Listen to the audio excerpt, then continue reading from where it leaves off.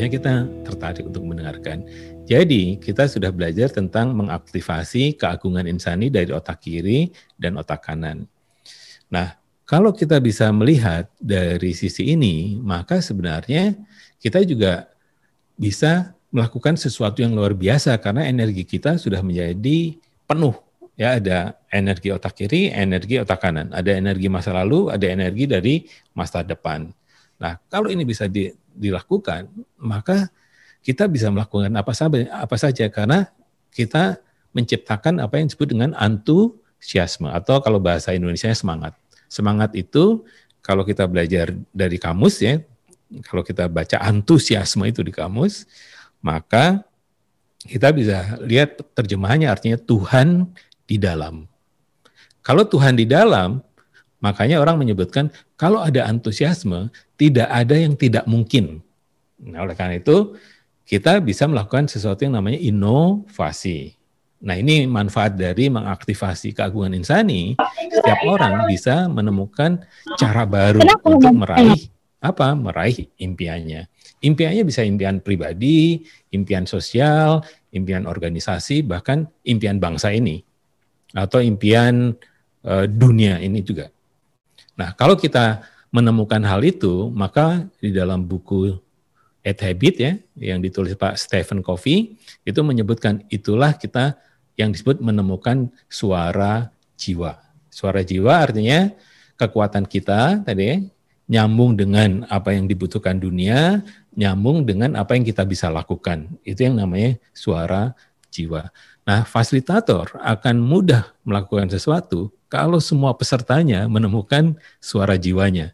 Cuma kalau mereka belum, biasanya fasilitator sakit kepala karena kok begini ya Ibu ini, kenapa begini, kenapa begitu? Biasanya terjadi pertanyaan seperti itu. Nah, hari ini adalah permintaan dari teman-teman di Surayat bahwa ada situasi khusus kan. Situasi khususnya adalah bahwa kita menghadapi pandemi.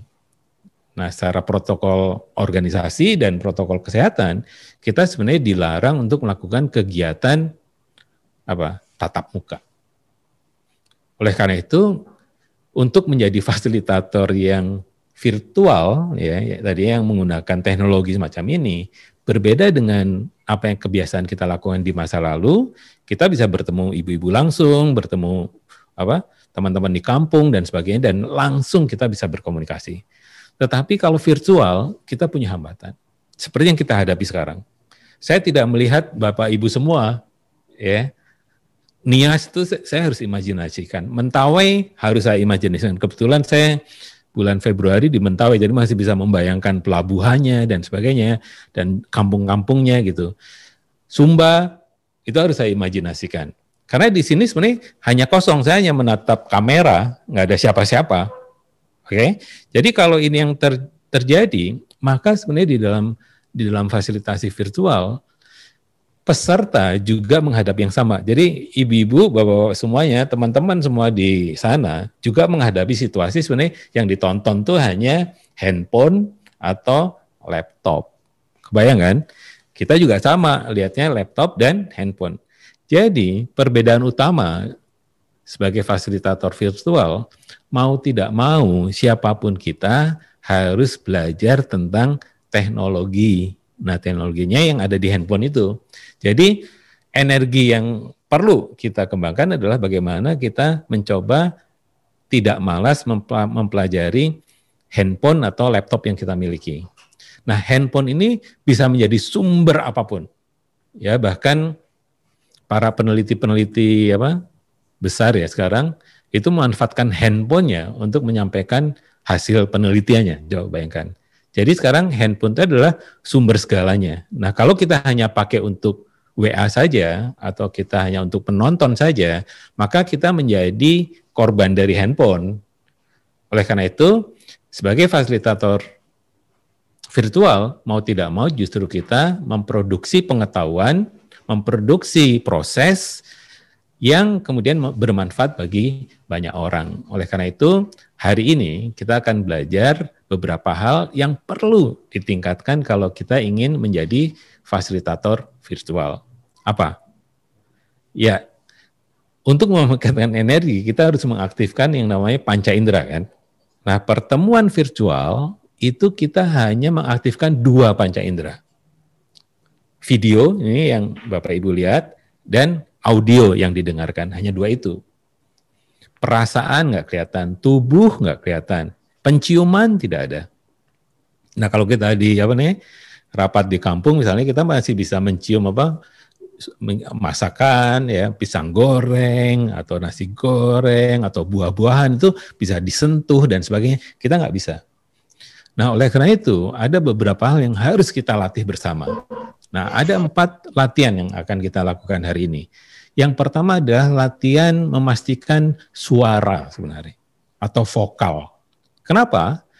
Karena menggunakan teknologi ini, kalau kita ngomongnya tidak cukup jelas, maka sebenarnya pendengar juga tidak jelas.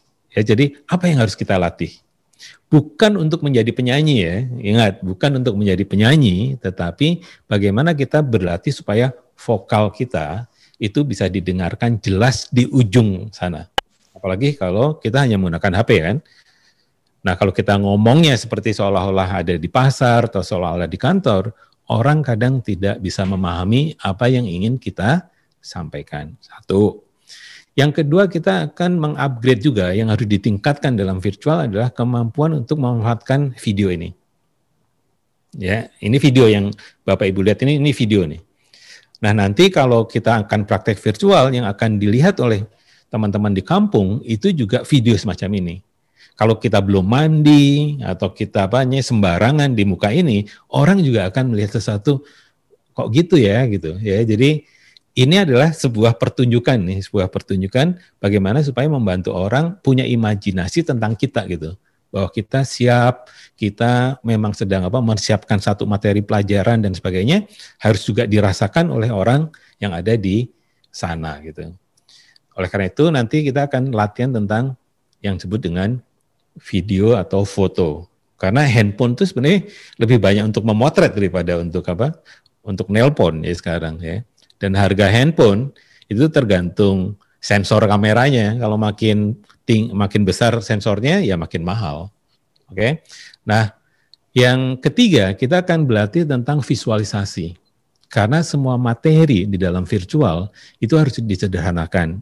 Jadi kadang ya Budian dari Inspirit atau Bima itu mengirimkan bahan-bahan gambar audio atau channel video dan sebagainya adalah itu bentuk baru belajar. Nah, kalau kita tidak sampai ke sana, proses virtual kita akan gagal. Nah, yang keempat nanti kita akan belajar sesuatu yang memang itu ada di dalam diri kita, yaitu namanya teknik bercerita. Nah, teknik bercerita itu menjadi penting untuk melahirkan tadi emosi. Ya, seperti kalau kita nonton film, kita bisa menangis, bisa tertawa, bisa bingung, bisa bertanya-tanya karena bentuknya storytelling. Kalau ini dikuasai oleh ibu-ibu semua dan bapak-bapak semua dalam konteks kerja kita untuk membangun Indonesia yang lebih sehat, maka sebenarnya adalah cerita itu menjadi sangat penting. Nah, bagian keempat kita akan bercerita. Nah, kenapa 4 hal ini penting? Ya, kenapa 4 hal ini penting? Karena yang namanya virtual, artinya ya, virtual itu artinya apa sih? Kan kita ngomong, yuk kita rapat virtual gitu. Apa sih? Virtual artinya adalah hampir nyata. Jadi tidak bisa digantikan sama online. Nah, segala upaya kita meningkatkan pengetahuan ini adalah untuk memastikan bahwa kita semakin nyata. Jadi ditingkatkan suaranya, ditingkatkan videonya, ya, ditingkatkan visualnya, ditingkatkan cara menyampaikannya, baru kita sebenarnya mendekati kenyataan. Nah, kalau kita mendekati kelas yang lebih nyata, maka kita bisa disebut sebagai virtual fasilitator atau fasilitator virtual, yaitu fasilitator yang nyaris nyata. Nah, nanti kita akan belajar bersama-sama bagaimana ya meningkatkan tahap demi tahap mencapai fasilitator yang virtual. Jadi itu pengantar dari saya. Nikmati seperti kemarin, kita akan lebih banyak latihan dibandingkan mendengarkan paparan seperti ini, karena kalau ada yang masih ingin bertanya, bisa menggunakan WA kan,